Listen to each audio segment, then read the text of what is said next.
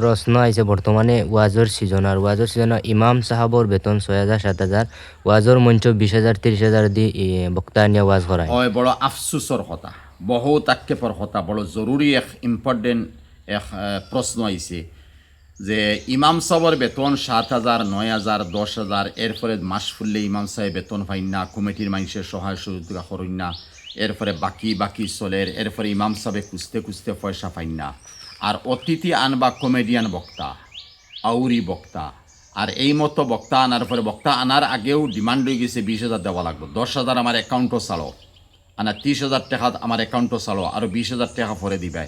এই মতো বক্তা আনিয়া ওয়াজরে নষ্ট করিয়া আর নবীজির তরিকারে নষ্ট করিয়া কোরআন হদিস বুল ব্যাখ্যা করিয়া এরপরে আজান দিতরা, এরপরে সুরা কোরআন শরীফরে খুব সহিভাবে খারিয়ানা হিসাবে পড়িতরা, বাউল গাইতরা, গজল গাইতরা, নাত গাইতরা, পড়িতরা, ওথা আমরা দেখিয়া ওয়াহ দিয়ার।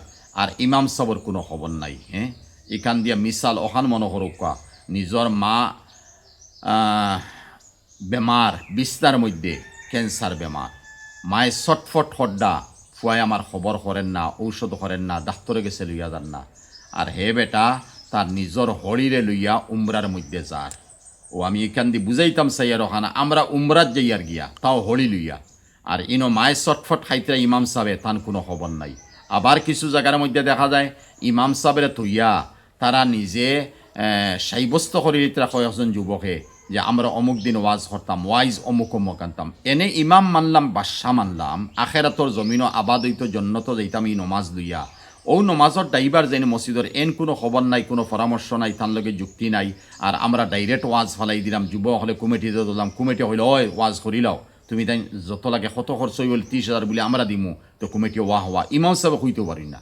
আবার ওয়াইজ খারে আনা হইতো, তাও ইমাম সাহেব জানুন না, ইমাম সাহেবের কোনো মশওয়ারা নাই। তাইলে ইমামরে গুলাম রাখছনি, ইমামরে হামলা রাখছনি, এক গুলামর হামলারে থেকে বেশি দাম আছে। ইমাম সাহেবরে ইজ্জত দেওয়া শিকক কোয়া, ইমাম সাহেবকে মশওয়ারা করুক কোয়া, ওয়াইজ খারে আনতা, যারা মোবাইল সারাদিন বাজাইতরা, ক্যারেম খেলাইতরা, আর জুয়া খেলাইতরা, বার্থডে মানাইতরা, নিউ ইয়ার মানাইতরা, যারা নমাজ রোজার কোনো খবর নাই, এরা খালি কমেডিয়ান বক্তার নাম কই দিলে এরা নিয়ে ওয়াজ করিলতা। ইমাম সাহেব বুধ হইবা তো ওয়াইজ খারে আনলে আমরা সমাজ সংস্কার হইব, সমাজ বালা মাত হল হইবা।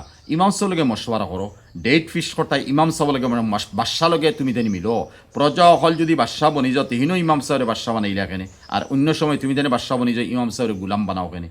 এর লাগিয়ে ইটা করিয়া নবীজিরে বেজার করতায়। ই মেহরাবর মালিক তো নবীজি, মসজিদে নববীর, আর হৌ মসজিদে নবীর বাচ্চাই নইয়া তাহলে দুনিয়ার জমিনের মেহরাব, আর নবীজির রুহানি বাচ্চাই নইয়া তাহলা মেহরাবর ইমাম হল। এই রুহানি বাচ্চাইন তরে তুমি ইজ্জত করো, ওখানে ইজ্জত দেওয়া শিকো, আল্লাহ ওয়াস্তে ইজ্জত দেওয়া শিকো, ইমাম সাহেবের মাথার তাজ বানাইয়া চলো, আর ইমাম সাহেবকে মশওয়ারা করিয়া ওয়াইজ হারে আনতায় ডেট কিলা ফিস্ট করতে ওখান তুমি দেন করো, আল্লাহ রহম করবো, ইমাম সাহেবের দিল জয় হইব, আল্লাহ পাক খুশ হইবা, আর নবীও খুশ হইবা।